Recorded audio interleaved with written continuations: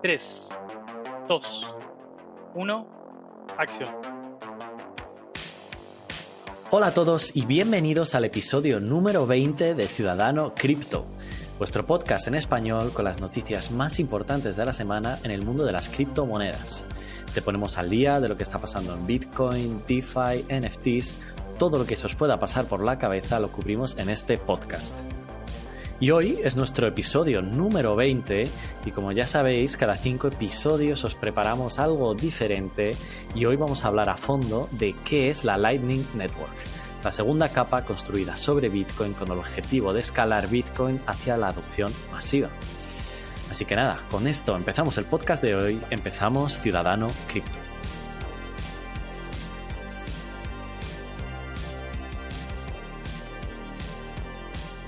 Hola a todos, episodio 20, episodio de la Lightning Network. Tenemos muchísimas ganas de contaros todo lo que sabemos sobre la Lightning Network y ojalá os ayude un poquito a entender esta parte de Bitcoin un poco mejor. Como siempre está el gran Espi BTC con nosotros. Espi, ¿qué tal, tío? ¿Cómo estás? Hola, ¿cómo están? ¿Todo bien? ¿Qué tal, Agu? ¿Cómo estás?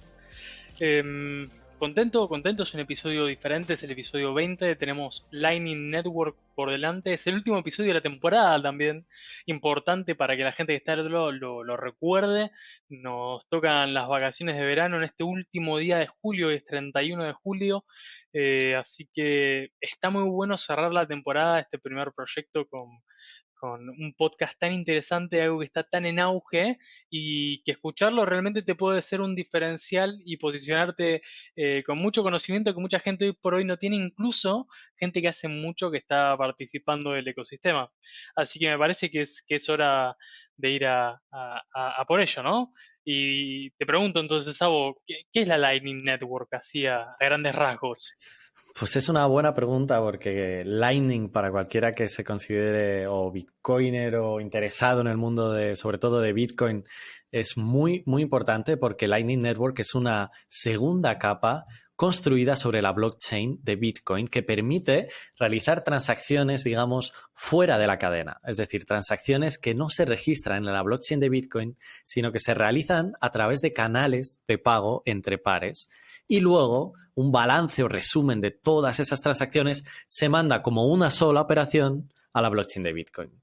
Por tanto, esta segunda capa, esta Lightning Network, mejora la escalabilidad de Bitcoin al gestionar las transacciones fuera de la blockchain, que por tanto son mucho más rápidas, mucho más baratas, mientras se beneficia de la seguridad y la descentralización que tiene la red principal, que es Bitcoin.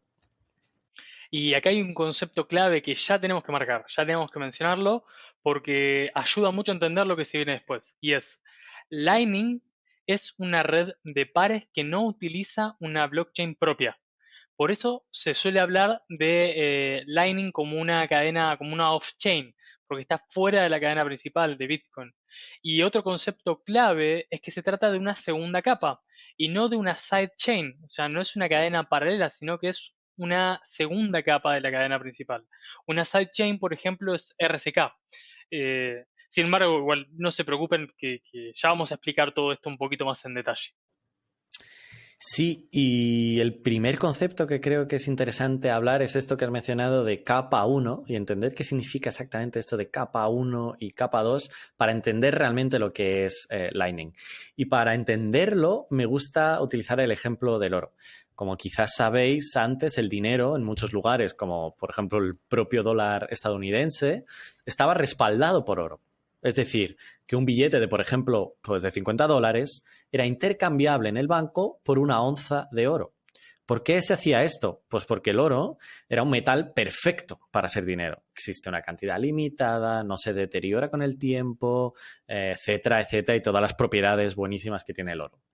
Pero el oro, al mismo tiempo, tiene algunos problemas muy importantes.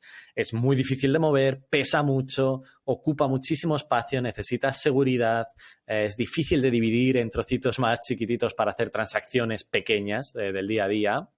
Entonces, para solucionar estos problemas que tenía el oro, se crean los billetes de papel, que son mucho más fáciles de transportar, mucho más fáciles de llevar en la cartera, de intercambiar. Entonces, podríamos pensar que el oro era la capa 1 y los billetes de papel eran esa capa 2 para facilitar las transacciones y hacer el oro más escalable o más fácil de utilizar como moneda. Pues lo mismo puede ocurrir con una blockchain, como puede ser en este caso Bitcoin o otra blockchain como Ethereum. Bitcoin, como sabéis, tiene una limitación de cantidades de transacciones que pueden entrar en un bloque y esto hace que pueda ser demasiado lento para las millones de transacciones que se realizan en un día en todo el mundo para todos los pagos y transacciones que hay en todo el mundo. O, por ejemplo, Ethereum, cuando se producen muchísimas transacciones en la red, experimenta subidas altísimas de los gas fees que hacen la red a veces prácticamente inutilizable para muchos usuarios por estos fees tan altos. Y es por esto que se crean las soluciones de capa 2 que operan a partir de la capa 1 junto con la blockchain principal y bueno, justamente por eso es el nacimiento del Lightning Network. Solo una aclaración, porque quizás soy un poco más puritano a veces, es que para evitar cualquier confusión, a diferencia de este ejemplo donde el oro, donde hay papel que respalda la tenencia del oro, pero no es oro en sí mismo, cuando hablamos de Lightning, sí estamos hablando de Bitcoin. No hay una moneda paralela, no hay algo que certifique la tenencia de Bitcoin, porque cuando estás en Lightning, seguís operando verdaderamente en Bitcoin, solo que de manera off-chain. Y si bien un poco ya lo mencionamos, de cuál es el problema que resuelve o por qué existe Lightning Network, está bueno entenderlo un poco más en profundidad. Y para entenderlo, y también para entender gran parte de todo el ecosistema de las criptomonedas, tenemos que volver al siempre recurrente trilema blockchain. Ya hablamos alguna vez de esto, ¿eh? Digo, una blockchain no puede ser capaz de ser descentralizada, segura y escalable las tres cosas a la vez. Tengamos en cuenta que escalable es o significa que un sistema pueda adaptarse a un aumento en la cantidad de trabajo que tiene sin comprometer el funcionamiento y la calidad del resultado. Como dijimos antes, Bitcoin principalmente, Ethereum y otras redes suelen tener problemas con esto. ¿Por qué? Porque están limitadas en la cantidad de transacciones o el TPS que pueden procesar para asegurar la seguridad y la descentralización. Es decir, están limitadas en esta cantidad de transacciones en favor de la seguridad y la descentralización. Si en cambio escuchan el CC15, donde hablamos de Solana, van a encontrarse con una red con una escalabilidad enorme, pero con algunos problemillas de descentralización y seguridad. Entonces, Lightning lo que hace es convertirse en la herramienta que sin tener una moneda propia resuelve la escalabilidad de la red de Bitcoin. Su capacidad de realizar transacciones está directamente relacionada con su uso. En pocas palabras, si más gente tiene un nodo Lightning, que es un tipo de nodo diferente al de Bitcoin, la red tiene una capacidad mayor de realizar transacciones sin ningún tipo de límite. Es decir, hay una relación directamente proporcional entre la cantidad de nodos y la capacidad de efectuar o realizar transacciones. A mayor cantidad de nodos, mayor capacidad de hacer y de realizar transacciones. Y eso es un game changer en todo lo que es el ecosistema porque rompe el problema de escalabilidad de capa 1 de Bitcoin. Eso es, y es que es súper importante romper, ¿no? este trilema que un poco limita a las criptomonedas, porque al final Bitcoin capa 1, como decías, lo que busca es seguridad, busca descentralización y a cambio cede esa rapidez o ese costo bajo de las operaciones. Por entrar un poco más en detalle, Bitcoin produce un bloque cada 10 minutos aproximadamente y cada bloque registra más o menos unas 2.000 transacciones de media, aunque en teoría podría llegar a procesar 4.000 transacciones en un bloque. Y bueno, podrías decir, oye, esto suena mucho, ¿no? 4.000 transacciones cada 10 minutos. Pues no, si lo piensas, es muy poco. En la economía mundial se están produciendo decenas de miles de pagos y transferencias cada minuto. Para que os hagáis una idea, Bitcoin procesa 3,5 transacciones por segundo con las cuentas que hacíamos antes, mientras que servicios centralizados como Visa o Mastercard procesan más de 2.000, aunque bueno, este número es siempre difícil de encontrar cuál es el exacto, pero vamos, la diferencia es evidente, o sea, de 3,5 a 2.000 hay una diferencia enorme. Y esto es justo una de las críticas más habituales a Bitcoin, es oye, si quiero pagar un café con Bitcoin, ¿qué pasa, no? La transacción puede primero tardar a lo mejor 30, 45 minutos en confirmarse. No me voy a quedar ahí esperando en la cafetería 45 minutos a que confirme la operación. Y el fee podría ser más alto que el propio café. Entonces dicen, no, Bitcoin no vale como dinero. Pues no les falta razón a esta crítica y ese es justo el problema que viene a solucionar la Lightning Network. Transacciones instantáneas, fees muy, muy bajos o casi nulos y realmente la capacidad de procesar muchísimas transacciones por segundo, dependiendo directamente, como decía Espi, de cuánta gente está participando en la red. No sé, por cierto, fun fact, no sé si sabías esto, Spi, que la primera respuesta que tuvo Satoshi Nakamoto cuando publicó su white paper de Bitcoin en la lista de emails donde lo publicó, la primera respuesta que hubo fue, ok, esto es muy interesante, es lo que el mundo necesitaba, pero no creo que pueda escalar lo suficiente. Eso fue lo primero que recibió como respuesta Satoshi. O sea que ya desde el primer día se conocía este problema de Bitcoin. Bueno, hay alguien que se está agarrando la cabeza, ¿no? Bueno, a lo mejor terminó invirtiendo pronto, pero si no, querido, a tomar por... Bueno, ya sabes por dónde, si querés. Ahí tenés la respuesta del ecosistema. Y de alguna manera este problema, las personas que se pusieron a resolverlo son Joseph Pun y Thaddeus Drija. Siempre me tocan nombres difíciles, como recordarán de todos los pods anteriores.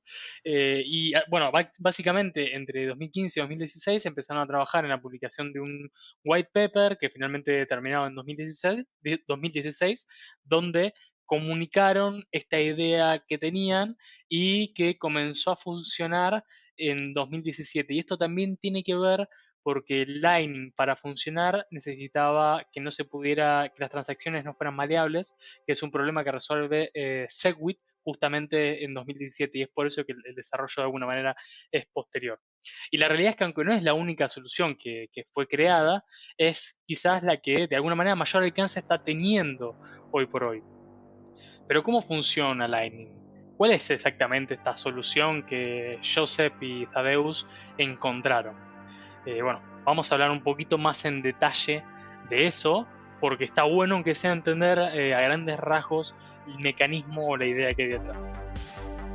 Como dijimos antes, Lightning no funciona utilizando una blockchain, sino que lo hace a partir de la conexión de diferentes nodos Lightning que se comunican entre sí a través de algo que se llama canales de pago.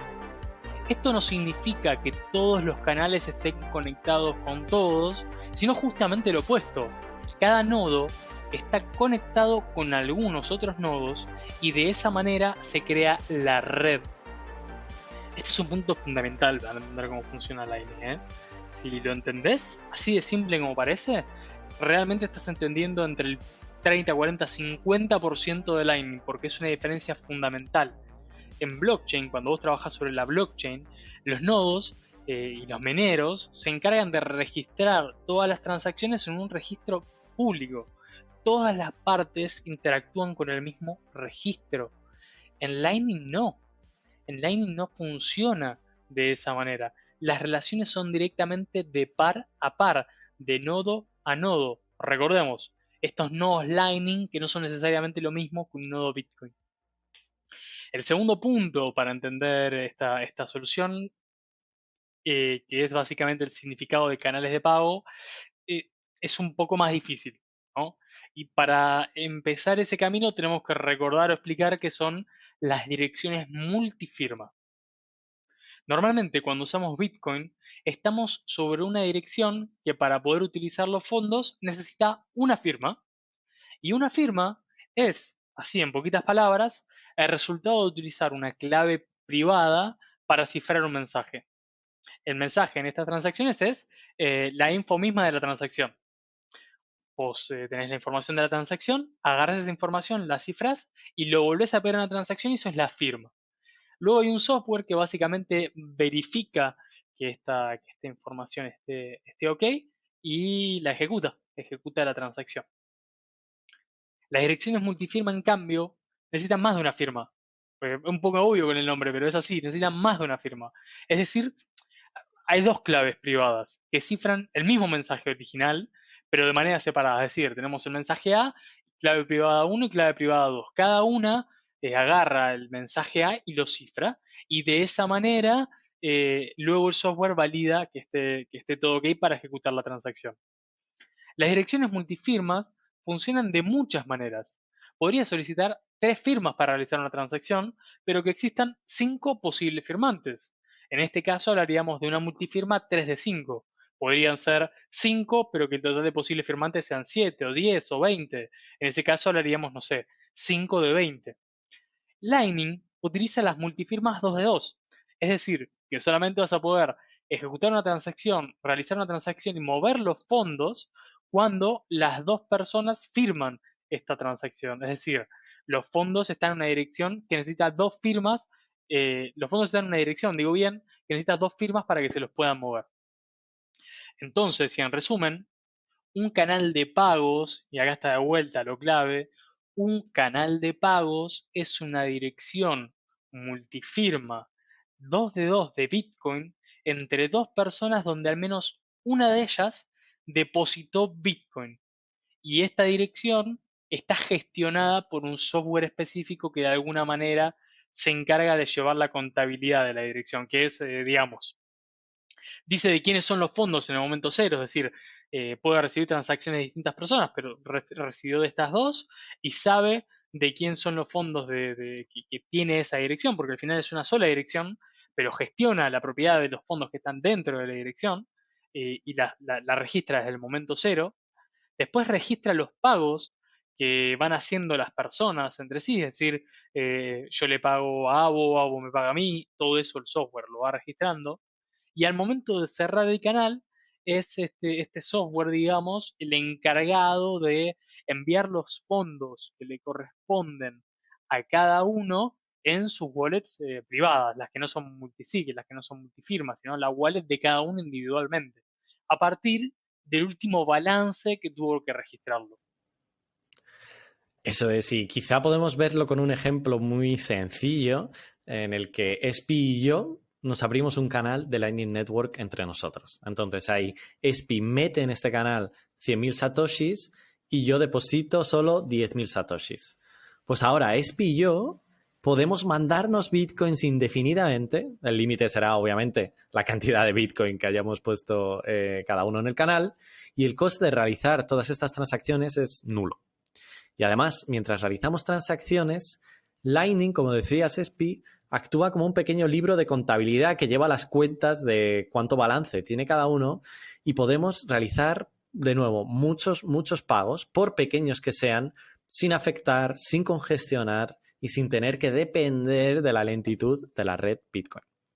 Lo bueno de todo esto es que podemos transferir fondos entre nosotros todo lo que queramos, pero realmente, o sea, como si queremos hacer miles de transferencias, Espi y yo, y en ningún momento todas esas transferencias van a avisar o van a registrarse en la blockchain principal de Bitcoin. Entonces, como no necesitan ser aprobadas por los nodos de la red Bitcoin, ni requieren que se mine un bloque, pues esta estrategia que usa la Lightning Network acelera muchísimo los tiempos y baja muchísimo también los fees de todas las transacciones. Entonces, supongamos que al final, ¿no? Después de un tiempo y de haber transferido satoshis como locos, decidimos cerrar el canal. Entonces, el balance del mismo indica, por ejemplo, que ahora solo 1.000 satoshis son de Espi, mientras que yo tengo ahora 109.000 satoshis. Lo siento, Espi, he salido ganando yo. Y pues al momento de cerrar el canal, toda la información del canal se consolida en una sola transacción, es decir, una transacción final de balance, que esa ya sí es la que se envía a la blockchain principal de Bitcoin para su registro. Y ahí ya cada uno recibirá en su dirección los fondos que le corresponden y voilà, tema cerrado. Entonces, de nuevo, hasta que no se cierra un canal, no se registran las transacciones en la red principal de Bitcoin. Y otro de los valores añadidos de Lightning es que podés configurar tu nodo para que no solo tengamos transacciones entre pares, sino que enrute transacciones de otras personas, de otros individuos que forman parte de la red. Por ejemplo, imaginemos de nuevo que Abo y yo abrimos un canal entre nosotros. Perfecto, podemos mandarnos Bitcoin el uno al otro, etcétera. Y ahora imaginemos que Abo también tiene un canal abierto con su padre. Entonces, yo ahora puedo mandar Bitcoin a través de Lightning al padre de Abo, ya que nuestros canales están conectados y que Abo ha activado su canal como nodo enrutador.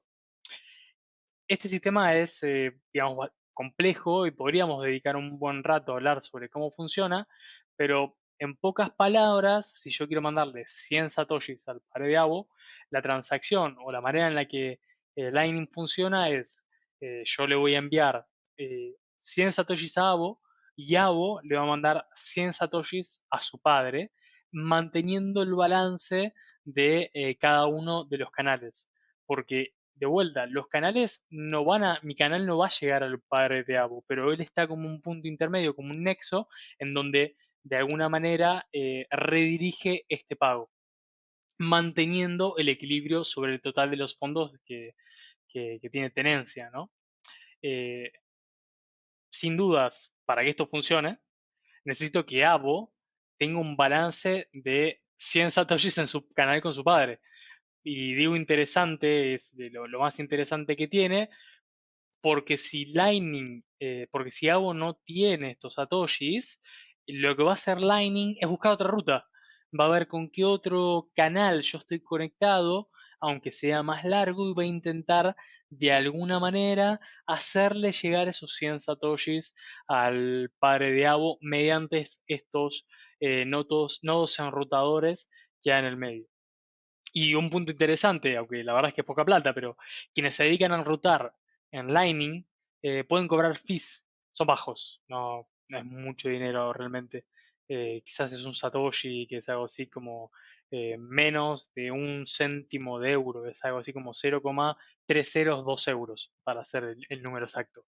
No es mucho dinero, pero bueno, si querés empezar a ganar algunos mínimos Satoshis, tenés forma de hacerlo. Vale, ESP. A ver, a mí, y quizá a los que nos están escuchando también se les está pasando lo mismo por la cabeza, que es, ¿qué pasa si de repente tú desapareces en nuestro canal y me debías dinero o decides cerrar el canal unilateralmente? ¿Qué ocurre? ¿No podría cerrar yo el canal? O en un caso de ese tipo, ¿cómo podríamos cerrar el canal? ¿Cómo protegemos el dinero que hay en los canales de Lightning? La pregunta es buena y hay un punto que no estábamos mencionando que es ¿qué pasa con los canales? Digo, ¿quedan abiertos Claro, para siempre? No. exacto. La realidad es que los canales se pueden abrir incluso por un tiempo determinado y se pueden cerrar también a partir de una definición de tiempo o de tres maneras, ¿no? Existen tres grandes formas, como siempre, generalizando un poco, de cerrar los canales de pago entre pares. El primero es, estamos los dos conectados con nuestro nodo Lightning funcionando, decidimos que nuestro nodo se tiene que cerrar y lo cerramos de común acuerdo. Este es el mejor porque tiene poco fee, se respetan los saldos, no hay disputas y cada uno recibe lo que le corresponde. Hay una segunda opción y es que digamos que vos, Abo, tuviste un corte de luz, ¿sí? Y básicamente tu nodo Lightning está offline, no está conectado, no funciona. Entonces no está participado, no está activamente participando en la red. Yo puedo cerrar el canal totalmente. Supongamos que lo hago con buenas intenciones y respeto el último balance que el software de Lightning de alguna manera me está dando.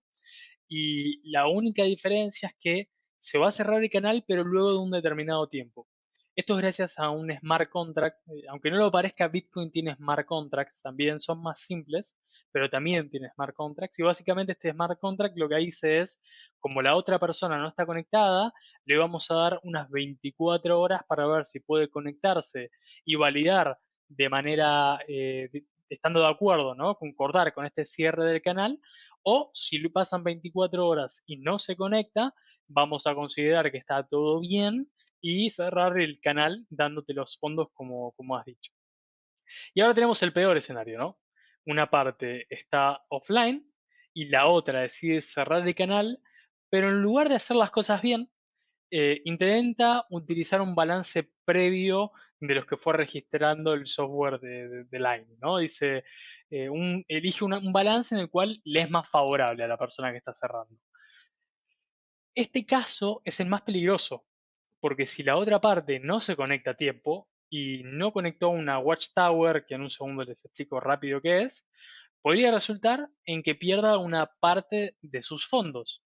Eh, es decir, si con Avo el último registro es este que comentabas, que a mí me han quedado 1000 satoshis y él tiene 100.000, pero en una transacción anterior yo tenía 50.000 satoshis y él también, yo podría intentar utilizar ese balance para quedarme con parte de los fondos al momento de cerrar el canal. Ahí entran en juego las Watchtowers, que es un concepto que por ahí no vamos a explicar profundamente hoy, pero básicamente permiten que si vos estás offline, se mantengan vigilantes sobre este tipo de propuestas e intenten de alguna manera bloquearlas para que no tengas una situación donde nada, un actor malicioso te podría intentar robar parte de lo que es tuyo por legítimo derecho. Vale, pues la próxima vez que me invites por tu casa te voy a desenchufar el wifi y voy a cerrar nuestro canal, pero directo. Veremos si la Watchtower funciona o no funciona. Vale, y entonces, ahora que hemos visto, ¿no? Que es todo esto de los canales, quizá os estéis preguntando, ok, ¿no? Todo esto suena genial, pero ¿cómo puedo empezar a utilizar la Lightning Network, ¿no? ¿Cómo puedo entrar y empezar a hacer transacciones casi gratuitas con Bitcoin? Pues existen varias alternativas y esto también, este tema daría para un podcast en sí mismo solo, pero en resumen, tendríais dos opciones. Primera opción, utilizar una wallet que acepte Lightning, que bueno, pues esto es súper sencillo realmente. Hay muchísimas wallets disponibles para la Lightning Network, como pueden ser Blue Wallet, Moon, Wallet of Satoshi, etcétera, etcétera.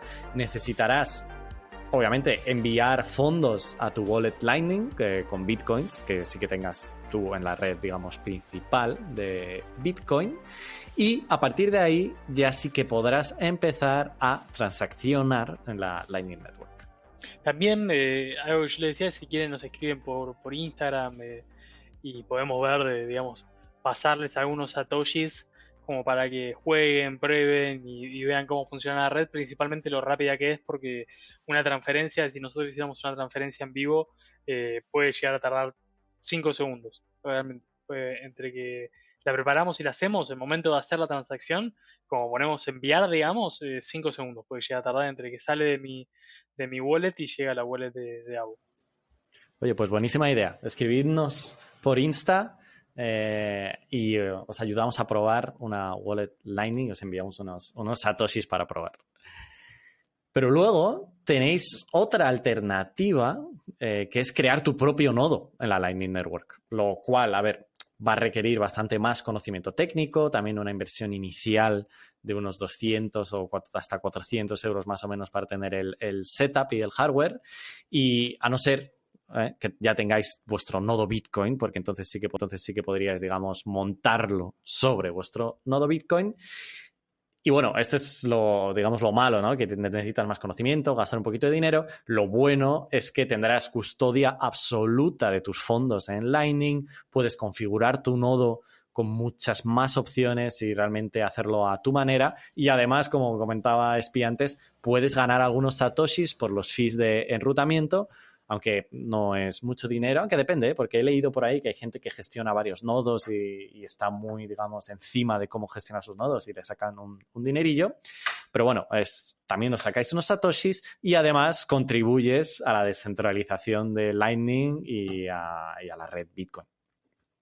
Y ahora por ahí toca entrar un poco más en lo que es el análisis personal de Ciudadano Cripto sobre cuáles son las ventajas, aspectos positivos de Lightning Network y también las cosas que por ahí no están tan bien o que todavía tienen un pelín que mejorar para reducir riesgos y solucionar algunos problemas que tiene.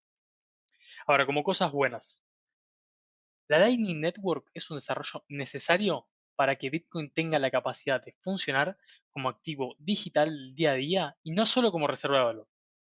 Lightning literalmente destruye la idea de que Bitcoin es como el oro, porque ahora más que nunca puedes hacer micropagos para comprar un café, caramelos, lo que quieras, y con una confirmación instantánea que incluso es capaz de superar la velocidad de los servicios centralizados que mencionábamos antes, como Visa o Mastercard. Además, es necesario, para que siga habiendo un incremento de la adopción, la existencia de Lightning. Lightning trae alta velocidad, fees bajos y una enorme capacidad para que Bitcoin pueda escalar. Sí, yo la verdad que la primera vez que probé Lightning, que fue con ESPI, alucinaba de la rapidez con la que llegó, la que es que fue realmente instantáneo, que como llegaron los satoshis. Es realmente increíble la tecnología y es que además el uso de la Lightning Network está incrementando muy rápidamente. Según un informe que hay muy interesante de Arcane sobre el estado de la Lightning Network, las transacciones en Lightning se han doblado entre 2021 y 2022, así como el número de nodos y canales abiertos. O sea que Lightning está realmente apoyando muchísimo la adopción de Bitcoin. También, digamos que un punto bueno es que lo hace más o menos preservando esta filosofía de Bitcoin, de ser un peer-to-peer, un sistema de transacciones de persona a persona sin un administrador central. Sí, y es que además es muy interesante de Lightning que se está construyendo encima todo un ecosistema de aplicaciones de muchos tipos que realmente están enriqueciendo muchísimo Lightning, ya no solo como una manera de escalar Bitcoin, sino de construir encima de Bitcoin. Eh, Como paraguas de todo este ecosistema Lightning existe lo que se llama unas especificaciones Vault que definen, digamos, una serie de reglas para que todo el software que se construya sobre Lightning sea compatible. Y entonces, gracias a esto, están haciendo un montón de aplicaciones construidas sobre Lightning, desde aplicaciones para gestionar tus nodos, incluso neobancos que están incorporando Lightning como Strike o Cash App.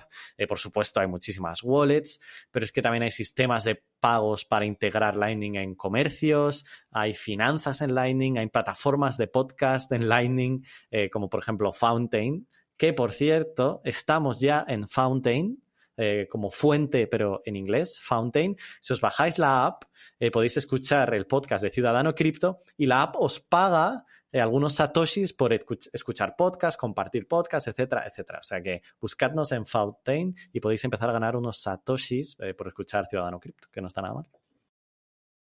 Otro punto positivo que tiene el tema de Lightning es la privacidad, porque si bien cuando hablamos de privacidad hay que tener en cuenta a qué adversario nos estamos enfrentando, para el caso de oponentes pequeños, individuales, Lightning es más privada, porque los pagos en la Lightning Network tienen una privacidad más alta que en la blockchain principal de Bitcoin, porque no son públicos.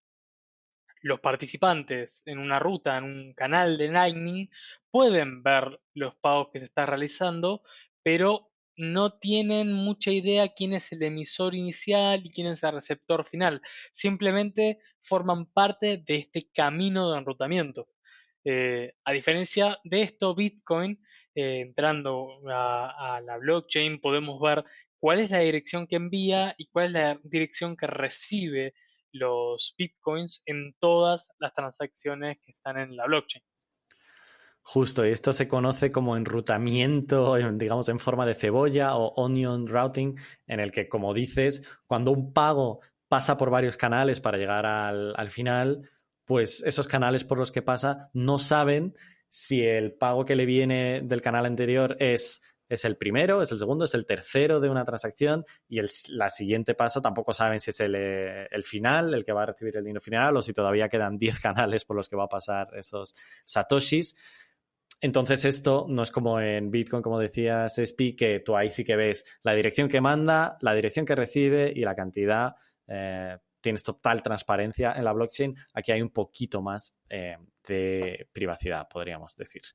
Y aunque la verdad que de esto de la privacidad hay bastante debate sobre este tema, porque Lightning también tiene podría tener algunos problemas de privacidad, y creo, Espi, que es buena manera para pasar a hablar de los problemas o los riesgos que puede tener la Lightning Network, y podemos empezar a lo mejor con esto de la privacidad.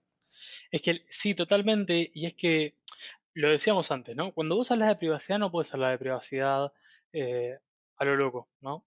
La privacidad tiene que ver con el adversario al cual te estás enfrentando. Y así como de alguna manera Lightning impediría que algunos actores menores tengan siquiera el más mínimo conocimiento de lo que pasa en una transacción, determinados adversarios más grandes pueden tener más información, lo cual básicamente es un problema. Por ejemplo, si estás usando una wallet, como dijimos antes, que custodia tus bitcoins y haces un pago a un proveedor, a un cliente o a lo que sea, de alguna manera este servicio, el dueño de la Lightning, que pone un nodo a disposición tuya, sabe los pagos que está haciendo. Es muy básico, digo, tiene total información para saber cuál es el comportamiento que vos estás teniendo, pero vamos a suponer que le añadimos una capa de dificultad.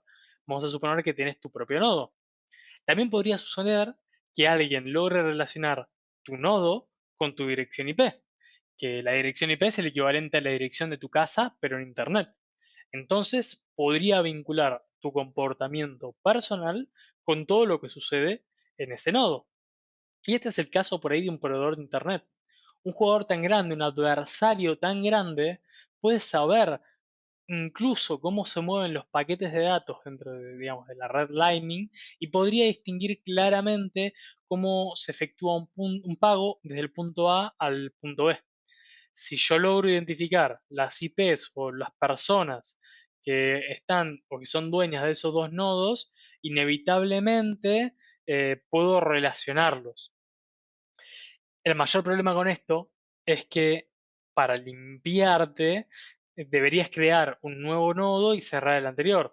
Cerrar un nodo implica pérdida de reputación, porque los nodos en la red line tienen reputación según cuántos canales están conectados, cuántas transacciones han ejecutado, etcétera. Entonces, para evitar ser traqueado, deberías dar de baja un nodo, arrancar de cero, lo cual puede ser un problema. Y esto es una diferencia con el Bitcoin de la capa 1 de la mainnet, porque ahí, ya sea con un coin mixer o incluso distribuyendo vos amablemente los fondos de una wallet en varias, podrías, entre comillas, despistar a cualquier persona que esté haciendo o intentando hacer un seguimiento de tu comportamiento en la red.